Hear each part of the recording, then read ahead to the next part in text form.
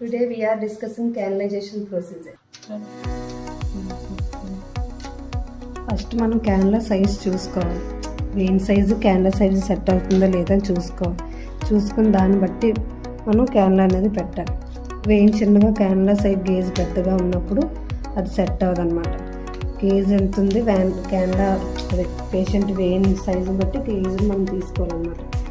ఇది large vein, ఈ వెయిన్కి 20 gauge అనేది సరిపోతుంది. ఇంచెస్ ఉన్నాయి కానీ వెయిన్ కూడా చిన్నగా ఉంది, దానికి 20 గేజ్ నీడిల్ అనేది సరిపోదు. అయితే 24 గేజ్ కానీ 22 గేజ్ కానీ సరిపోతుంది అన్నమాట. దాన్ని బట్టి మనం వెయిన్స్ బట్టి మనం క్యాన్ల సైజ్ అనేది తీసుకోవాలి. సరిపోతుందో లేదో మనం ఫస్ట్ చూసుకోవాలి.